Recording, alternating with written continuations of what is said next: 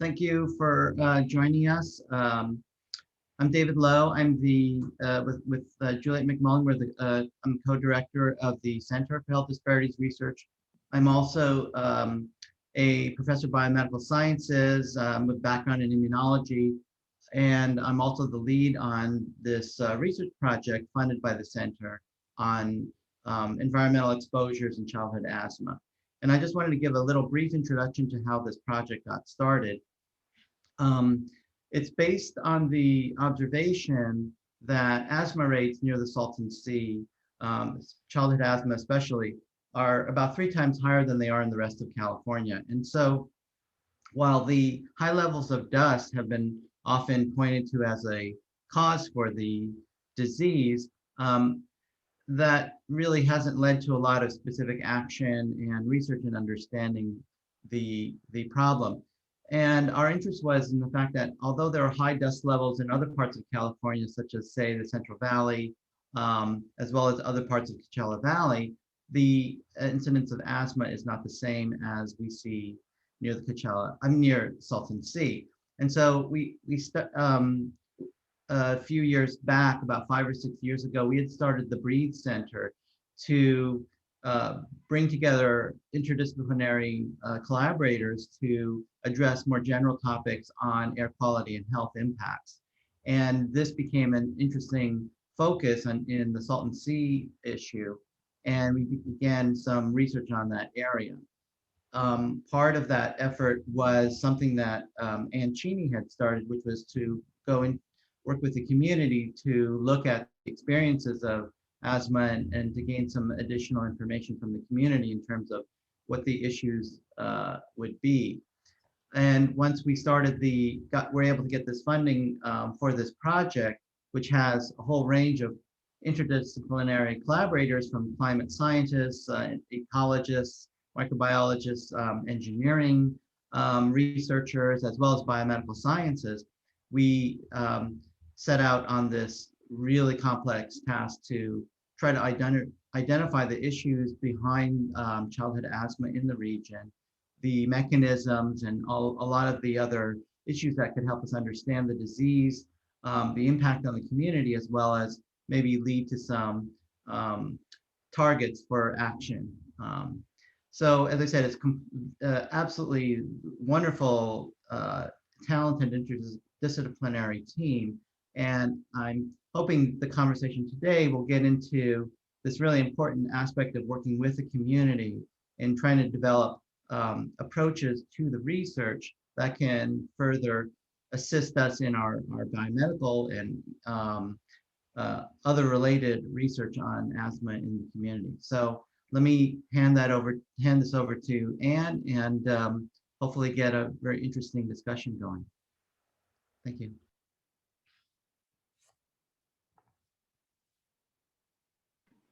Okay, so hi, good morning, everyone.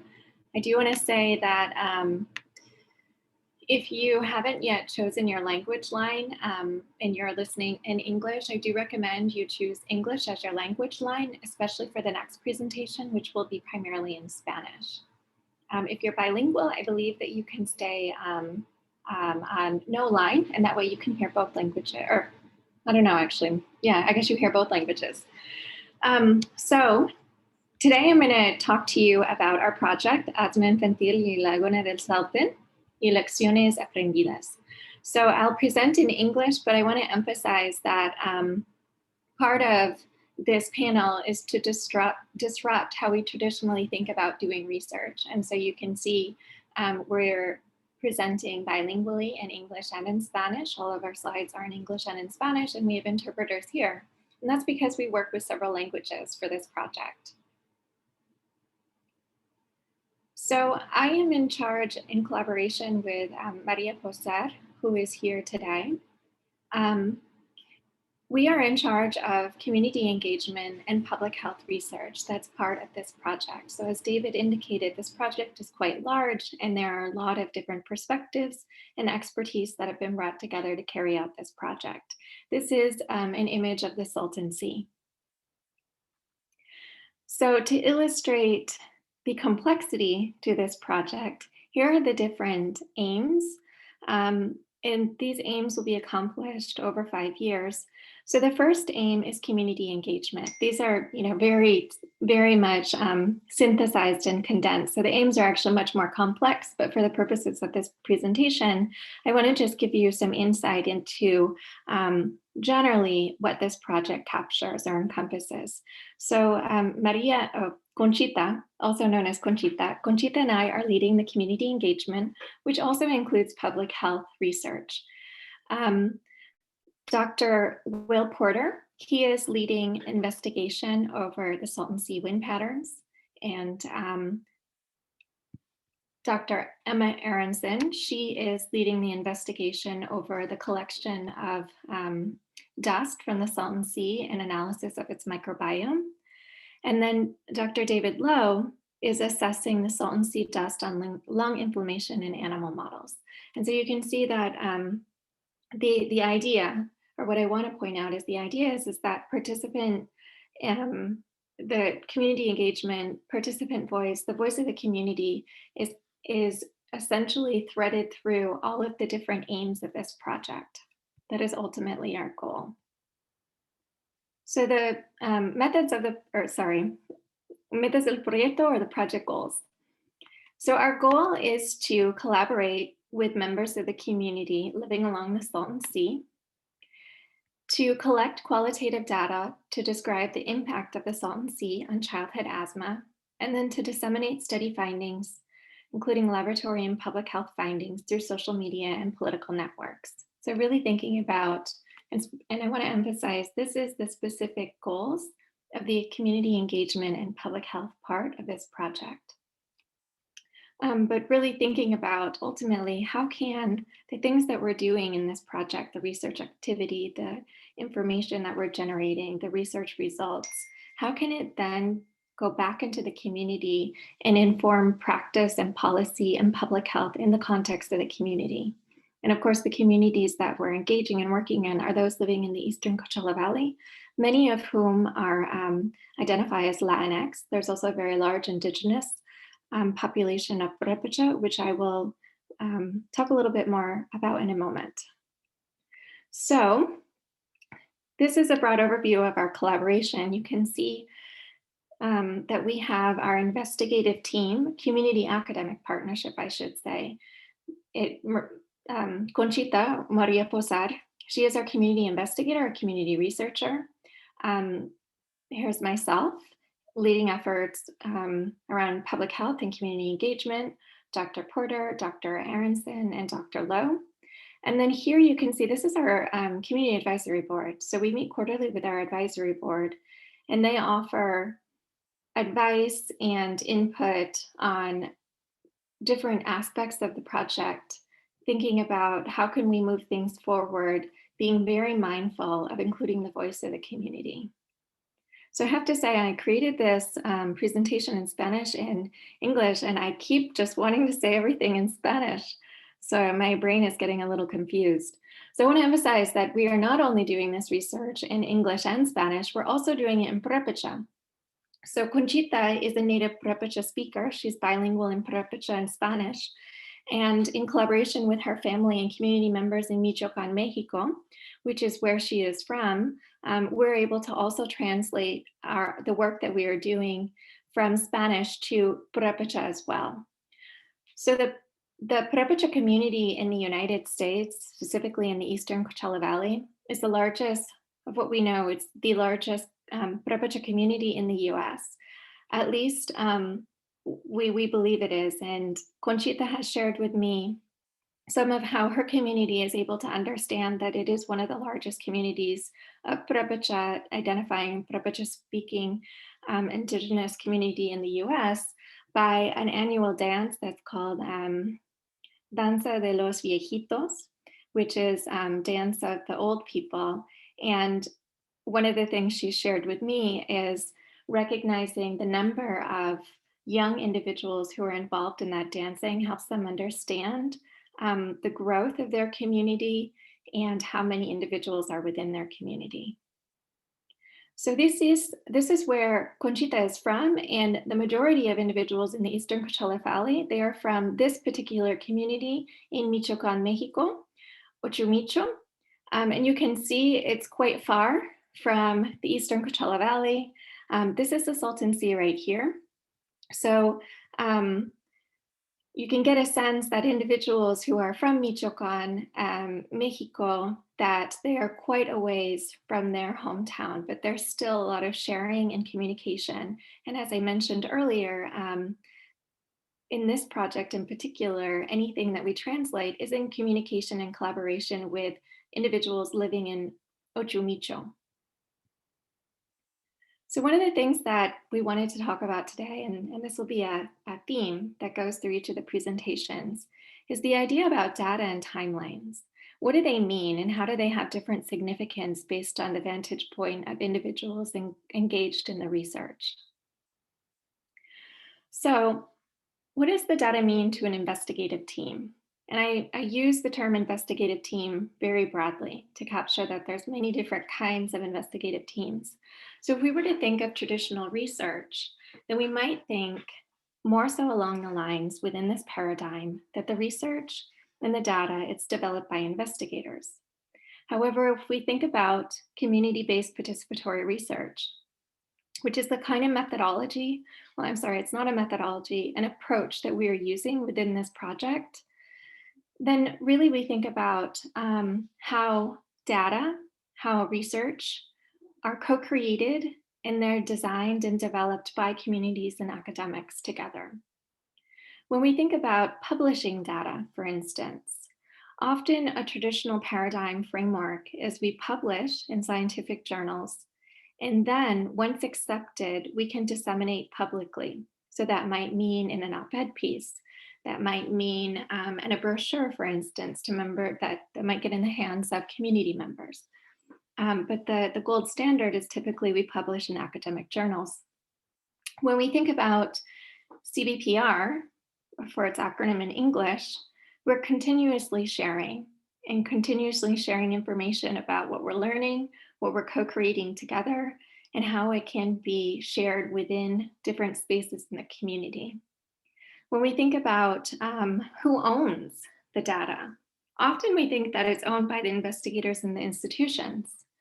When we think about Cbpr, we consider the data to be owned by those generating the knowledge. And so that often includes community members and academics. When we think about timelines, this gets a little tricky because we have different vantage points, and that means that we also have different timelines and constraints and expectations that we have to adhere to. So when do we disseminate research? So if we were to think about traditional research within that particular paradigm, we might think that we'll disseminate the research when it's been submitted for peer review, when it's been reviewed, when we've received feedback, and when it's been accepted. And so it flows with a journal cycle, for instance. It also flows with the academic year and the constraints imposed on investigators by often, especially in a public research institute, by perhaps the multiple demands and expectations that they have for other grants or for teaching or for service. If we think about the Cbpr paradigm, we try to think about, well, when is the information actionable? So that could mean that it's not the actual research findings, then maybe it's the process, maybe it's the partnership, maybe it's some initial findings. So whenever it's actionable and it can be used by members of the community for various purposes, which could be advocacy, it could be informing public health policy change, for instance. So our project is really about disrupting traditional ideas of who creates and who owns data. These are some strategies that we're engaging in to do this. One, we have a community advisory board that offers advice and research activity. So Sandra, for instance, who's here, she will, Sandra and Patricia, they will both share a bit of information also along this theme. They are members of our advisory board. So they have participated in, Sandra will share a bit about her experience participating in the collection of data. And Patricia will share a bit about ideas from the vantage point of community of what data, what is meant by data and how timelines are thought about. Another strategy is by having community academic teams address community identified health needs. So our focus on childhood asthma, as David shared earlier, it began years ago. And it really began with the first project that Conchita and I developed together, in which we identified the health needs of community members living in the Eastern Coachella Valley. This included the Purepecha communities in the Eastern Coachella Valley. And the number one priority that was identified was childhood health. And within that category of childhood health was childhood asthma. And then the last strategy is community members collect and analyze the data, and academics offer support and resources. In the context of the public health research ongoing in this project, Conchita is the primary data collector, and we support her in collecting and analyzing the data. So I want to give you two examples of ways that our work is continuously being shared with members of the community and also informing next steps of the research. So this is a dust collector survey that members of the community, they had the opportunity to share their thoughts on where they would like the dust collectors that Dr. Aronson is deploying and using to collect dust samples to study in microbiome. We conducted a survey last summer to get a sense of where would community members living along the sea recommend that we place the dust collectors. And we had members of the community indicate that they really wanted the dust collectors to be in the northern part of the sea, as well as in places where people are living and spending time. They wanted it to be close to the Salton Sea, as close as possible. And they wanted us to consider how can we get dust within the context of the agricultural fields. And then they mentioned how so much of the current dust from the Salton Sea that's collected is often around the West Shore. And so they really emphasized the importance of looking at different areas, particularly around the North Shore. So Dr. Aronson will talk more about this, but this has been really instrumental, this brief survey. And I also want to mention that these data were collected by students and analyzed by students, and then they created, our medical students, they created this report. And the report is in Spanish and in English. So this report has been part of conversations during our community advisory board and has really informed how we're thinking about sharing this and how we're thinking about, or when I say we, I guess that's the collective community academic partnership, but really giving direction to Dr. Aronson in terms of thinking about where could possible dust collectors be placed so that it resonates with the needs and the direction from the community. And then one of the last things that we're working on as an ongoing effort is creating a comic. And the idea of creating the comic is so that we can share information with community members as we're collecting data, as we're going through the process of this 5 years to get to accomplish our aims and get to the end result. One of the things that we heard again and again is, well, when can we have access to the data? And something really important in CBPR is that it's not just data that we're sharing, it's transparency, it's constant communication. And so the comic is intended for us to really demonstrate the various phases of this research project and to share information with community so that they can begin to ask questions and also understand when to expect certain things from our investigative team, from the community academic partnership. And here is our contact information. If you have any questions, feel free to contact me. I am the academic investigator for AIM-1. Maria Posar or Conchita is the community investigator, and then Adriana Chavez is the program coordinator. Thank you. And now I believe it is Patricia and Sandra who will present. Muchas gracias, doctora.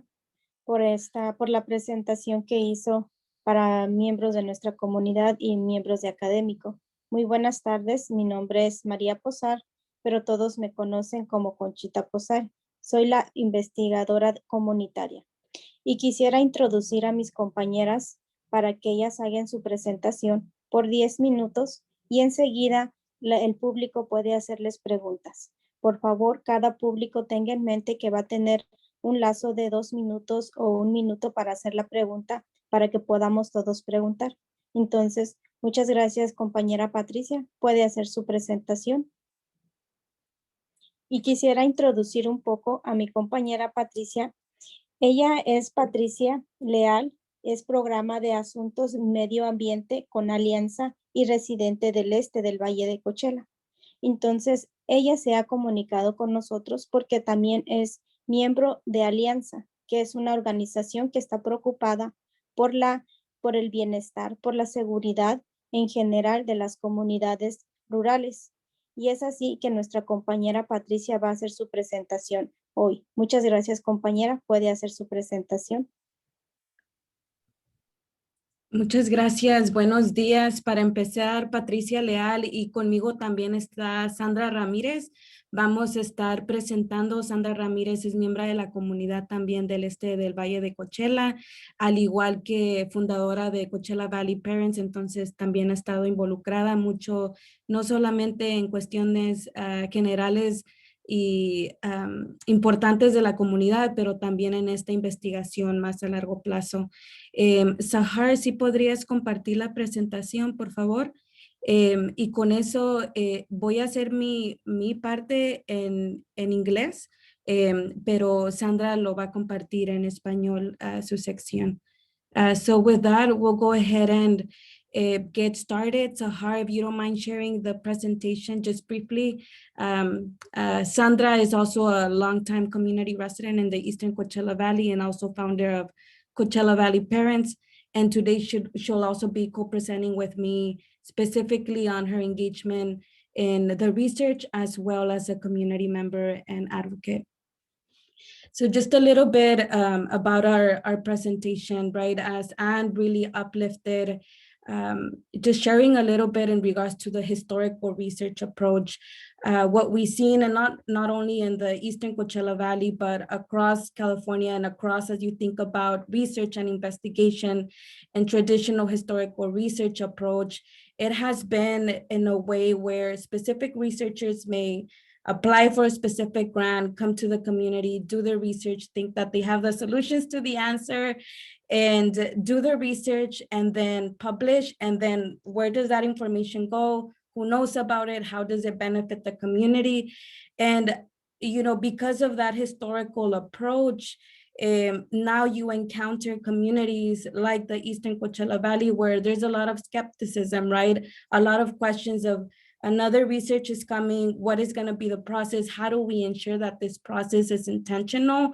And very clearly how Anne shared, really looking and thinking about the community-based participatory approach, right? When we think about community, it's not a second or afterthought, but rather how do we make sure that they are a part, not only about the research or the research question when thinking about grants and when thinking about opportunities in that end, but also thinking about the process. How do we make sure that community members that are being most impacted are a part of the conversation, not only at the beginning, middle, or end, but really throughout the process?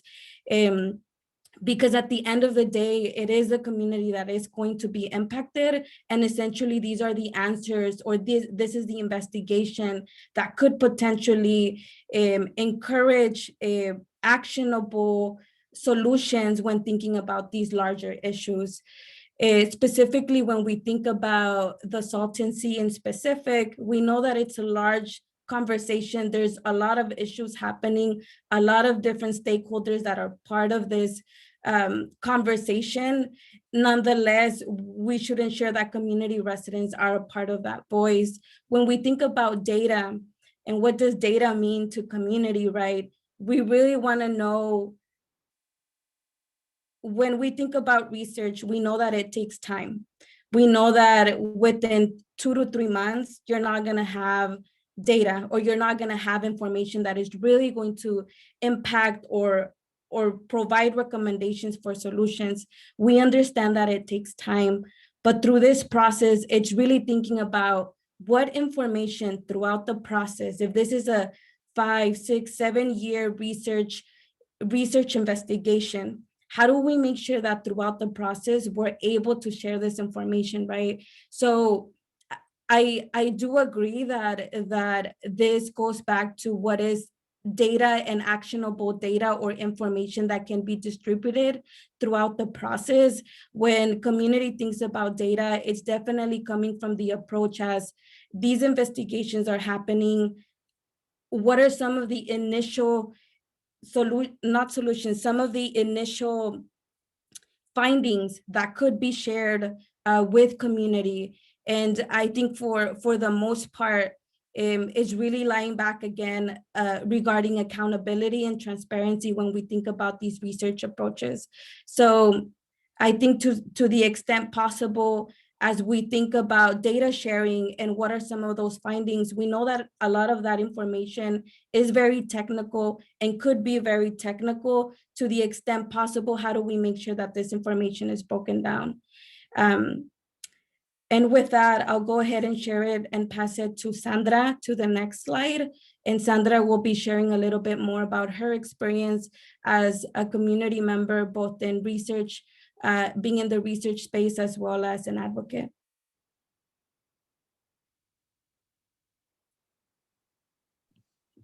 Muchas gracias, Pati. Buenos días a todos. Pues ya como me presentaron, pues mi nombre es Sandra Ramírez y vivo aquí en Coachella.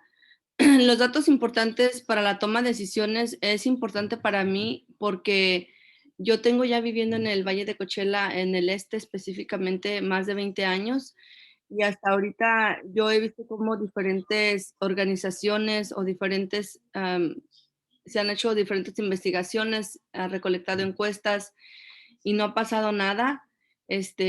Ya cuando preguntamos dicen, no, pues ya se acabó el dinero, ¿verdad? Pero me siento muy orgullosa de que la doctora Cheney haya escogido el este del Valle de Coachella para trabajar, porque esto se está viendo que va a ir más allá de simplemente recolectar datos de nosotros, sino que parece como que sí hay la intención de que se empiece por lo menos un cambio, ¿verdad? Yo sé que las cosas no pasan de la noche a la mañana, pero sí se ve que vamos comenzando con algo positivo para hacer el cambio. Lo que nosotros hemos, en mi experiencia como investigadora en la comunidad, trabajando con la doctora Cheney, ha sido ayudarle a recolectar la información de la comunidad, de los papás de los niños con asma, los focus group, y para mí eso es súper importante, que se tome en cuenta las necesidades de nosotros, la comunidad, porque a veces hay personas que pues sí, son científicos, están educados, tienen su maestría, doctorados y sugieren cosas que nosotros necesitamos, pero nadie más que nosotros los que estamos aquí en la comunidad viviendo el día a día, sabemos lo que necesitamos, ¿verdad? Entonces, esa manera que se han recolectado los datos se me ha hecho una manera que realmente ha sido muy genuina en el sentido de que se está tomando en cuenta lo que nosotros como comunidad pensamos y sentimos. Y esto es pensando que en un futuro ya se decidan hacer qué va a ser el plan para nosotros, ¿verdad? Como comunidad, para aminorar o minimizar el impacto que tiene el clima donde vivimos. Entonces, eso ha sido como nosotros hemos estado trabajando con la doctora, todo el equipo de mujeres. Quiero resaltar que somos puras mujeres, no sé por qué. Tal vez las mujeres nos interesan más los cambios, no sé, no se ofendan los hombres. Pero sí, somos un grupo de mujeres que estamos trabajando arduamente, llegando a lugares donde se están como muy olvidados, como a las personas que viven en el Salton City. Yo recolecté información de ellas sobre sus experiencias de niños con asma. Entonces, para mí es importante que cada persona que vive alrededor de la laguna sea tomada en cuenta su historia, porque nosotros no somos solamente una parte del Salton Sea, sino todos los que están alrededor son también parte. Son familias que viven ahí, son personas con niños y es importante también escuchar y ver cuáles son sus necesidades o sus experiencias. El reto más grande que yo siento que he pasado o que hemos pasado es que la comunidad está igual que yo, ya con un poquito de escepticismo, preguntando de qué va a pasar con esta información que están recolectando. Porque como les digo, por años se ha estado recolectando información y desafortunadamente no se ha hecho nada, no se ha hecho nada. Entonces, creo que ese es el reto más grande, de que las personas están escépticas de compartir sus historias, de compartir sus ideas, sus vivencias, porque porque sienten que va a pasar lo mismo, no va a pasar nada. Y la oportunidad que yo he visto es, pues como dije anteriormente, la doctora Cheney está dando pasos agigantados al formar un grupo de trabajo con el grupo de científicos, que cada uno está designado a investigar de diferentes maneras lo que está pasando en el Salton City, o qué qué estamos respirando, qué es lo que día a día entra a nuestros pulmones, a nuestras casas, y ahí estamos. Entonces, eso es una gran oportunidad para mí, que yo veo, de que no solamente nosotros estamos diciendo qué sentimos, sino también se está tomando en cuenta lo que estamos compartiendo. Entonces, eso es lo que yo les puedo compartir. No sé si alguien tenga alguna pregunta, no sé si ya me pasé de tiempo.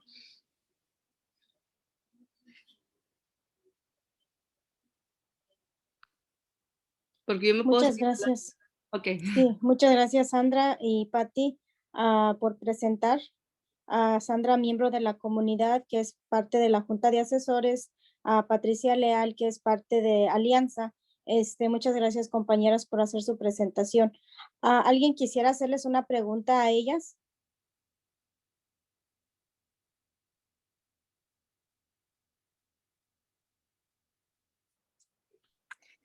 Yo quiero hacer una pregunta a Sandra. ¿Me puede escuchar? Ajá, entonces, Sandra, ¿usted nos puede hablar un poquito sobre la recolección de los datos que usted hizo, en particular en el contexto de este proyecto, al menos como la parte anterior con las encuestas?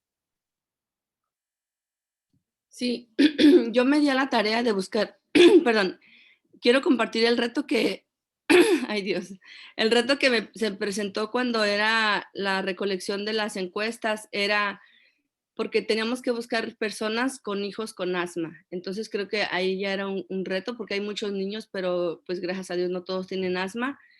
Entonces ese era un reto, para encontrar personas que tengan niños con asma y que quieran compartir su información, porque hay personas, nosotros somos una comunidad donde hay muchas personas que no tienen papeles, hay otras personas que pues les han pasado cosas, entonces ya están con ese temor de compartir, de abrirse, de dejar pasar a las personas a su casa. Entonces, la primera pregunta era de, ¿qué vas a hacer con mi información? ¿A dónde se va a ir? Aparte, no solamente era de llenar la encuesta, sino se dio la oportunidad para grabar a las personas de viva voz, que ellos dijeran sus experiencias o que ellos hicieran algún comentario de cómo quisieran ver algún cambio alrededor de su comunidad. Entonces, yo creo que de 10, a lo mejor 8 me daban esa entrevista por voz. Aún así llenábamos la encuesta, pero creo que ese fue como el reto más grande, de que las personas tenían el temor de que su estatus legal, o hay personas que también decían, es que yo tengo otro nombre, bueno, o no tienen una identificación, y como quiera yo aclaraba todas las dudas: no necesitas identificación, no le hace que trabajes con otro nombre, no le hace que no tengas papeles o un estatus legal en este país, nosotros no somos migración. O había personas que luego decían, sí, pero no vengas a mi casa porque aquí vive mucha gente. Entonces, como son personas que por el sueldo, ¿verdad? A veces hay familias, una casa tiene más de una familia, o alguno de los familiares está, vamos a decir, agarrando desempleo, o está deshabilitado, o no quieren que sepan que viven muchas familias en una sola vivienda, porque no quieren ser afectados. Entonces yo los citaba en un parque, o yo les decía, bueno, pues una calle cerca de tu casa. Entonces, esa es se puede decir que fue como los retos más grandes, el temor de la gente, el temor.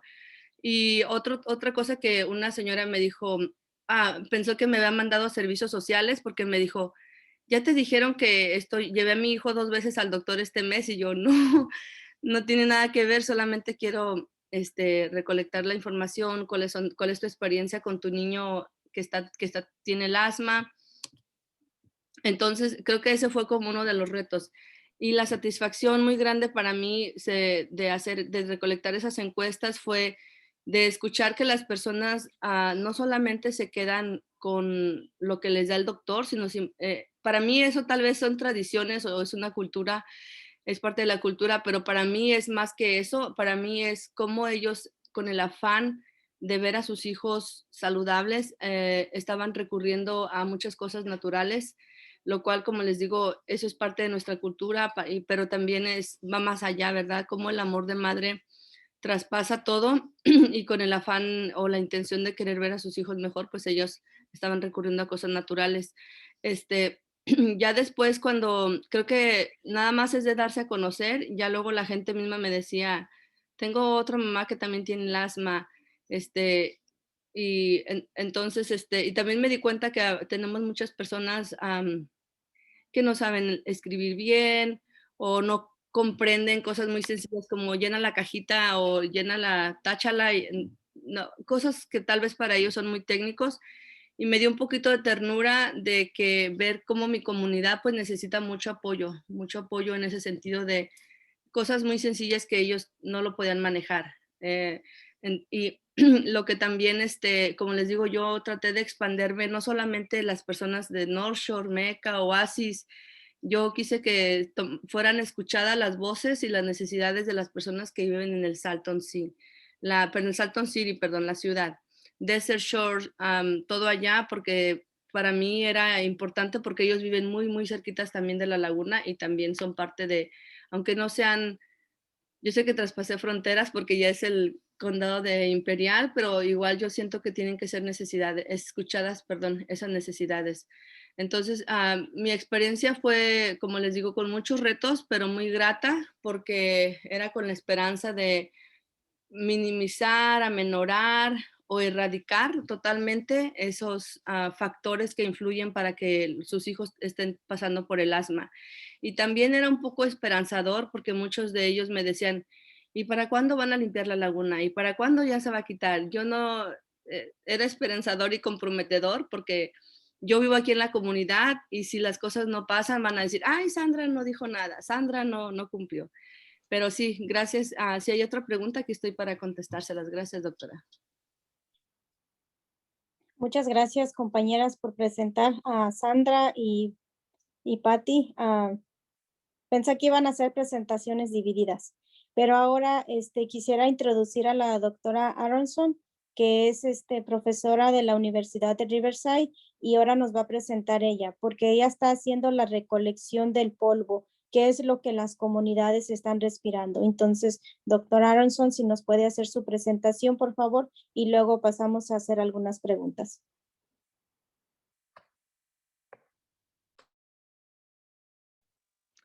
Thank you very much for the introduction, and it's a wonderful opportunity to be a part of this group today, this panel today. It's a very unique group coming together. We're talking about research from a standpoint that is, I believe, novel in a lot of ways, and I hope that our project together, our work together, will not only serve this community, but will hopefully serve as a model for future interactions between scientists and communities. My talk is called Lessons Learned, Community Input on Salton Sea Dust Collection and Analysis. And before I begin, I just want to acknowledge several members of my team that have contributed to this talk and to the research that we are performing. I want to acknowledge a postdoc that is working both with my lab and with Dr. Lowe's lab, Dr. Mia Maltz, who's joined us today, who's contributed greatly to a lot of what you'll see today, as well as my graduate students, Talissa Tapasio and Hannah Freund, as well as a couple of other members of my lab, John Batoff and Mark Swenson, who have been performing fantastic work. Everyone's been performing fantastic work in support of this research in response to community input. This is a diagram that outlines the overall approach that my lab is taking to understand one major component of the dust that is being generated by the Salton Sea and the surrounding playa. So we think a lot in my lab about microbial communities. I'm going to call them microbiomes. These are groups of microorganisms where the microbes themselves or chemicals that microbes are producing may in some ways be contributing to the negative health impacts of people who live surrounding the Salton Sea. We have been investigating the sea microbiome itself, which is promoted as sea spray, contributing to the dust or the aeolian microbiome. So that's the microbiome of the air.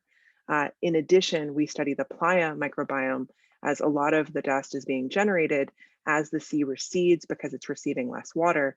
There's more playa exposed, and that there's nothing holding that material in place, so it starts to be emitted as dust. The overall research questions that we are approaching, really the basic one is, as the Salton Sea dries, does it stress the ecology and cause environmental risk? That's the big overarching question that my lab is trying to understand. There's a few specific questions that we're trying to answer in support of that larger question, namely, what is the microbiome of the Salton Sea? When does it change? What's the microbiome of the drying playa? And what is the microbiome of the local air or dust that people are breathing in as they go about their daily lives? And does it change over time or with season? And then there's another piece to this, which is through our collaboration with Dr. David Lowe, thinking about what's the normal condition of the lung microbiome and whether it's impacted by environmental stressors or the actual microorganisms of the air or the dust. So to perform this research, we have been, for the last couple of years, using passive dust collectors. And this is what they look like. They're essentially bundt pans, like you would bake a cake in, that are filled with marbles that are suspended from the bottom of the pan with netting. And these are based off of a design from Meredith Reheis, a researcher with the US Geological Survey a few decades ago, that the idea behind it, it's lifted up off the ground so that you're not getting local movement of dust when you just walk right by the collector. And it allows for dust to fall in and then get trapped between the marbles. The approach that my lab then takes is that we rinse all the marbles and we take that water that contains dust, we filter it. We do the same with salt and seawater when we investigate that, those types of samples from the sea. And then we extract the DNA and understand the microbiome through analysis. We also try to understand what kind of functions the microbiome is performing and what kinds of compounds it could be producing that could be potentially harmful. The extracts from the dust, so when we filter the dust, what filters through, leaving the whole microbes behind, but taking with it all the chemicals that are already in the dust, or the seawater for that matter, then are used for exposure trials of mice to try to understand what kind of impact on the health of an organism the dust might be having. And so heading into the first couple of years of this research, we had 5 locations for these passive dust collectors. And the reasoning behind the choice of these locations is a combination of wanting locations close to the sea and wanting locations further from the sea and in population centers for comparison. So we have, I hope you can see my mouse here. There's 3 locations close to the Salton Sea, as well as 1 within Palm Desert in an urban location. And while you can't necessarily tell from the image here, this is what we consider more of a control location. It's around the bend of the mountain, the Cintos, and therefore it's not receiving much dust directly from the Salton Sea. And through working with Ann Cheney, Adriana, Conchita, and others involved in the Community Advisory Board, and through the tireless work of those study and survey responses that we've already heard about, we learned where the community thought it would be best and most beneficial to have more dust collectors. So this is a heat map describing those responses. And so right now we are in the process of working with community members, partners within the community to locate areas within this region, especially where you can see the hottest region. The red areas are where most people believe that there should be dust collectors. So we're working to find locations that we can have access to put our collectors so that we can collect dust in areas of community concern. And so based on this heat map, we've now been working, we've selected 5 potential locations. As you can tell, these 4 are directly within the red areas of the heat map around the northern and northwestern end of the Salton Sea, an area of concern because many people live in this area and are having these health effects, and an area that we had not been accessing through our current dust collector placement. In addition, there's a location down on the southern end to southwestern end of the sea that's immediately adjacent to some of the palm plantations and agricultural installations that are close to the Salton Sea, which are areas where many local residents work and have concerns about chemicals from agriculture, as well as the sea producing dust and the playa producing dust. So we want to get a sense for the relative contributions of potential harmful compounds from not just the Salton Sea, but also from the agriculture surrounding. And so the placement of this location will assist with that inclusion. We also are working to include additional streams of data, so additional ways of collecting air and dust samples for analysis in response to community concerns. So on the left is an image of the different chambers of an active air sampler. So an active air sampler would allow us, instead of leaving our passive collectors for long periods of time to collect a little bit of dust each day over many days, and then be collected every month or several months, these active collectors can collect large samples within just a few hours. What's wonderful about that approach, the community has expressed that they would really like to see collections done at schools. There's a lot of concern about the exposures in and around school locations near the Salton Sea, because children are getting sick and they want to know what their children are exposed to in these areas. And it's very difficult to set up passive collectors that are left over long periods of time at a location like a school, because you know, humans are curious.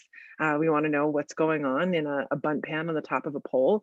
And so it's not necessarily something that people would just leave alone to passively collect its dust over time. So instead, this will give us the opportunity to collect large amounts of material that directly reflects what the exposure is at these school locations. In addition, on the right is an image of a wearable dust collector. We might use this model, or we're actually trying to decide if we can design our own wearable dust collectors that would be more directly applicable to the research that we're performing, such that we would be able to work with community members who could wear these active collectors. It's relatively simple. It's a pump and a tube and a filter, essentially, and then have the sample that's taken directly reflect the exposures of the community members themselves. This is another thing that had been expressed by members of the community, that they'd like to see what is the exposure of themselves, of their children, people working in agriculture, people working inside of schools, etc. So this is just describing what I went over just now, just that these active dust samplers and wearable samplers will allow us to more directly collect samples that reflect community interest. In addition, we also are considering how we process and analyze the samples that we're collecting. There's the potential to generate data that's more directly responsive to community interests and needs than we had previously planned. In addition to the data that we had previously planned to generate about the microbiome, we're starting to consider what types of data would be useful to the community on a shorter term basis. The microbiome data, it's a long multi-step process in order to understand what's in the sample and what the impacts might be, and then test whether those impacts are relevant to the health concerns, there might be data we could generate on a shorter term from these different samplers that would be directly of interest to the community. And so we're working to generate those data streams as well. Thank you so much for the opportunity to speak about this today. And I believe now we're entering the general question period.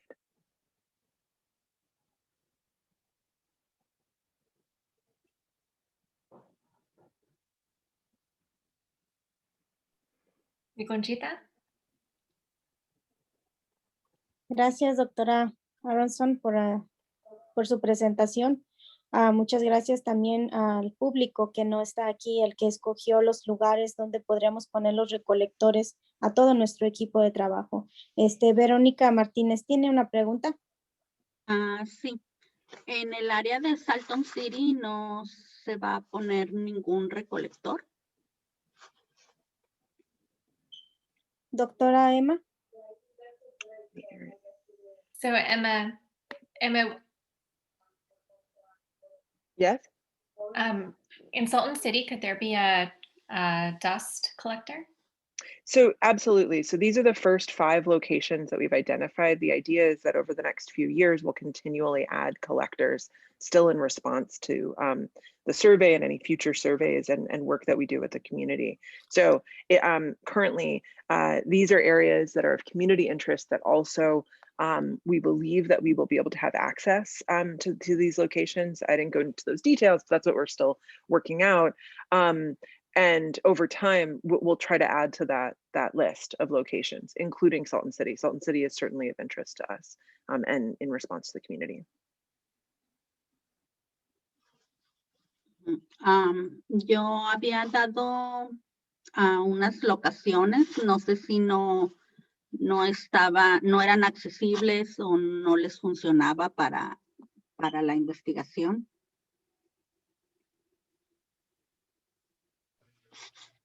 Sí, Verónica, disculpa, Emma. Sí estamos mirando esas locaciones, las que son de Saltos y Desert Shore, todas las locaciones que usted nos proporcionó. Incluso usted está dispuesta a prestarnos un terreno en su comunidad, y yo creo que ese sería el mejor, porque en ese terreno no vive nadie y lo que no queremos es que haya personas al lado de esos recolectores. Pero sí tengo entendido que sí tienen en mente algunos lugares de Salto. Sí, no sé si estoy bien, doctora Emma.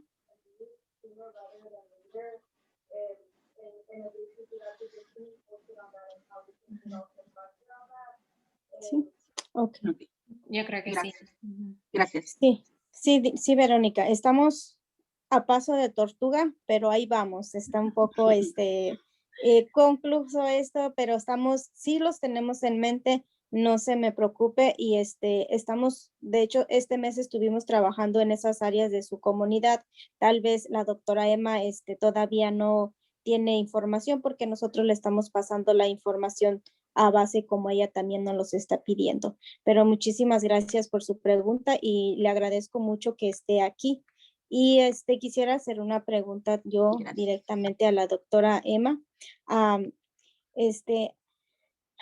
¿Qué he aprendido? Hemos aprendido mucho. Muchas gracias de nuestro equipo.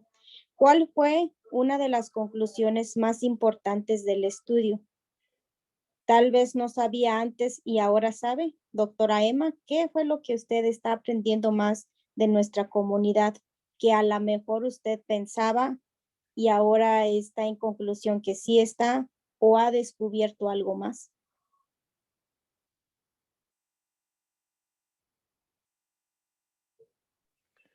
That is a very tough question to answer. I appreciate it, Conchita. That's making me think pretty hard. So I'll answer on 2 levels.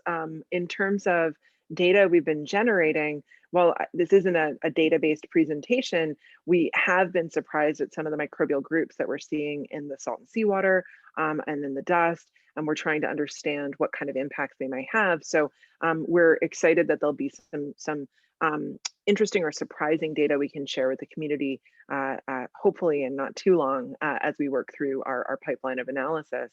In addition, through the process of working together, I guess what surprised me, and I mean, I hope this doesn't sound too naive, but just was how much interest there was in giving input on the scientific approach from the community.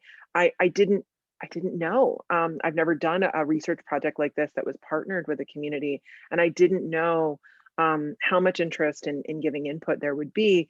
It was a really pleasant surprise. It continues to be. There's just such amazing active and participatory community members that I think in the long run are going to make this study more impactful broadly, not just in the scientific community, but more broadly to the people whose lives it impacts. And that it's been surprising, and it's been humbling, and it's really made this a dynamic and interesting project. And I hope that continues.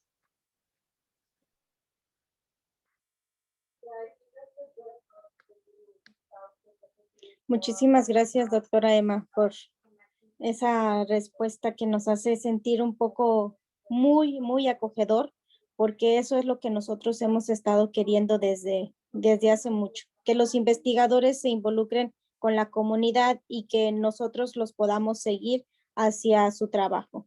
Y muchas gracias. ¿Tenemos alguna otra pregunta? Tenemos todavía 8 minutos. ¿Alguien tiene otra pregunta antes de que se nos acabe el tiempo?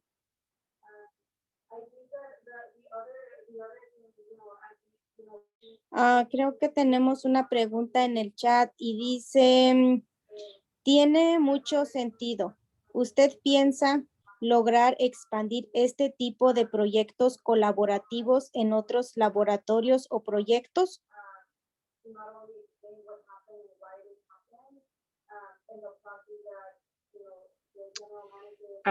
Yeah, I think I'm looking at the same question in the chat. I think, I think in the next year or so, it'll be really interesting to work with Anne and Conchita, and hopefully Patricia and Sandra as well, and Adriana, of course, who can't join us today, but who's integral to the project, to try to decide how to disseminate the process and the findings from this process with the community to the scientific community. I do think that this can serve as a model for researchers doing science at the nexus of community concerns and environmental issues. And I think that there are journals that would help us to disseminate this in a way that scientists would hear, because I think just as much as it's important for us to be responsive to the community and in this project, make sure that we are sharing what we learn with the community. I also am realizing that a lot of scientists like myself, before I started this project with this wonderful group, they don't even have an awareness that it could be of interest or something that could that it could be done. And so I do think that there's ways for us to share this experience and this process so that other scientists and other labs and other research projects can learn from it and build their own community engagement the way that we have. Muchas gracias, doctora Emma, y gracias a Jennifer por hacer su pregunta. Tenemos otra pregunta de María Rossi, pero está en inglés. ¿Sí me pueden ayudar, por favor? Mia Rossi. So the question is for me and Conchita about the parameters for determining a timeline that is actionable for community members. So this is a very difficult one, but some things that we've already begun to do. For instance, we created one of the PowerPoint slides that I had shared with you is an overview of different parts of the project. And this is something that we created within the first year to be able to share with members of the community to give a better understanding of what our project fully entailed, all parts. In addition, we have the opportunity, and David just shared this in the chat, to invite members of the community to also be involved in data analysis. So for instance, Conchita has collected she's conducted 4 focus groups and I believe 18 one-on-one interviews. And we're now in the stages of getting ready to analyze those data. And there are some members of the advisory board who are here, like Sandra, for instance, who has the capacity to join us to be able to analyze those data. So there are different ways that members of the community can be involved in learning about the data and inform us about how we can share those findings in a way that's meaningful. And I think having community members be a part of the data analysis is helpful for us to think about, well, when is the data actually actionable? When can that data be used in the community and for what purposes? Y Conchita, ¿usted quiere agregar algo? Muchísimas gracias, doctora Ann, por su traducción y gracias a Mia Roisey por hacer esa pregunta. Tenemos una pregunta del doctor Lowe. ¿Está en inglés, doctora? Si usted me podría ayudar en esta pregunta. Sí. Well, it was not as much of a question as a comment that, you know, as we gather the data, it will be, some of it will be fairly complicated. And I think part of our job is to not just say, here's the results, but to train people in the community to be able to interpret what we're saying and also to be able to communicate it further to other members of the community. And I think we are only beginning to start that process.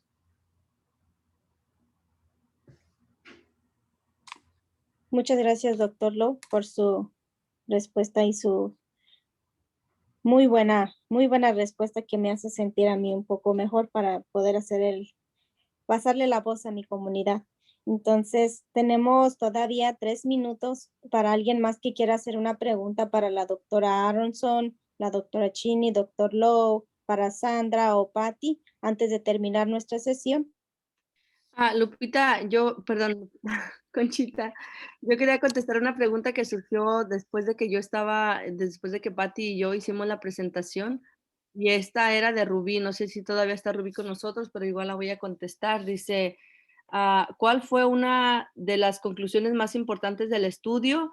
Pues la conclusión que yo di, no soy la investigadora, no soy la académica, pero lo que yo vi basada en mi experiencia en la conexión con la comunidad es de que pues existe mucho el miedo, el temor de llevar a los niños al doctor por temor de tener represalias por parte del sector salud, de que si el niño se les enferma muy seguido, y también pues igual que hay mucha necesidad y mucho miedo por parte de la comunidad. Y luego también esa misma pregunta dice, ¿qué es lo que qué tal vez no sabía antes y ahora sabe y gusta compartir?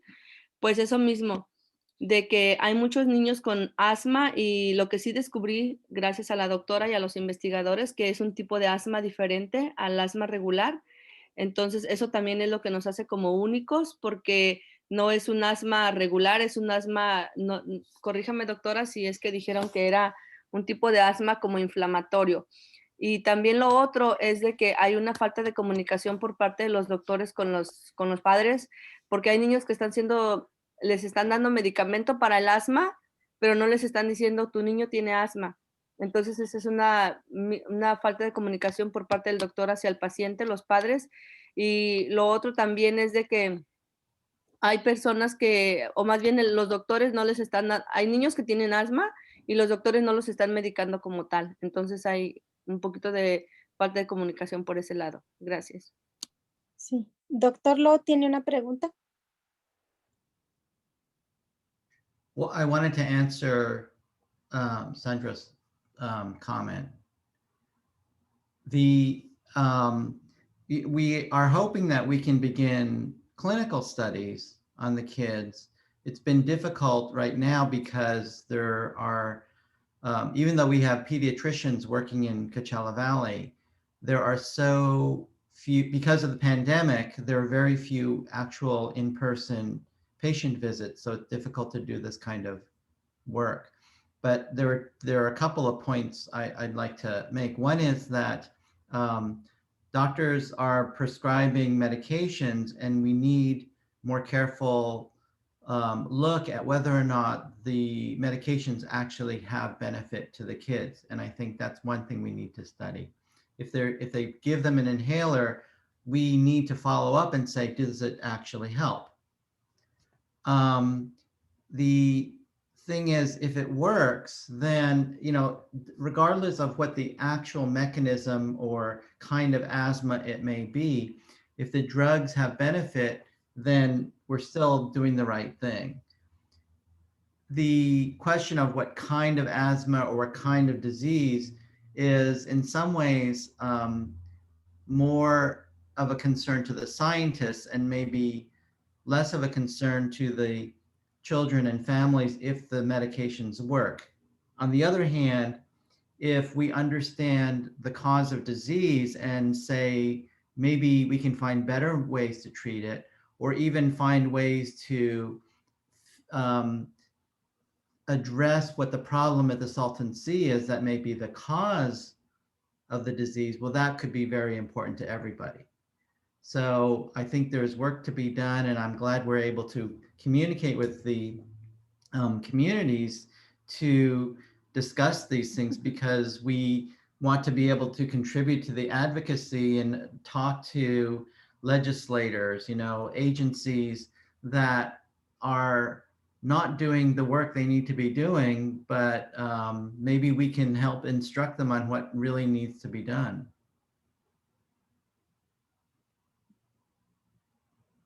Muchas gracias, Dr. Lowe. A los organizadores tenemos otra pregunta. ¿La podemos responder? Yeah, so let me just go ahead and read. This is a comment and question from Dr. Wilson. I believe one key to action research, including CBPR, is moving beyond analysis to intervention. If the dust turns out to be a major driver of asthma incidence, are there community, ecological, policy, individual interventions that are already being imagined and considered? I think Patty probably has some good comments on that, because there's been a lot of frustration in the community. I'm sure Patty can relate that, that they've been asking for action and it's not. Anyway, let Patty address that. Yes, I think that's a great question. And I think it requires much more thinking and brainstorming in coordination with the researchers as well. For a long time, the approach or the way that policy and stakeholders had been looking at this issue around the Salton Sea is from an ecological lens, but not necessarily from a public health lens. And I think that this is the reason why when we think about solutions or possible policy that can really come and intervene, it's very hard for these key stakeholders to think outside of ecological solutions. But I think for us, is as we see and as we think and see the impact of the dust really having on public health and community members that live around it, is really thinking about that public health component. What are some possible projects that can be implemented right now, short-term and long-term, that ensures that it's addressing at least to the very minimum, mitigating these public health concerns. And in the long run, some of the ideas or solutions that have been thrown out is knowing that the Salton Sea is something that is going to be here 10, 20 years out the line. So how are we responding to this, knowing that there's already public health concerns? In the area, there's no hospitals, no nearby hospitals that could potentially be addressing or mitigating these issues or concerns from that asthma perspective or respiratory health perspective. So I think that there is a lot of opportunity to really think outside the box and really bring in interventions and solutions that will look at it not only short term, but really thinking about long term. When we think about the needs of the area, some of the ideas when thinking about community is approaching it through a multi-benefit approach. Basic resources are limited. So really taking this opportunity to envision a bigger and stronger Salton Sea area around the Eastern Coachella Valley. I know that some conversation has been a lot around lithium. I think for community members, when we think about solution, is not creating additional harm or creating additional health issues in the area, but really thinking and imagining what are sustainable solutions that will benefit community members living in the area. and possibly also ensure that there is not possible that communities can really thrive within this environment.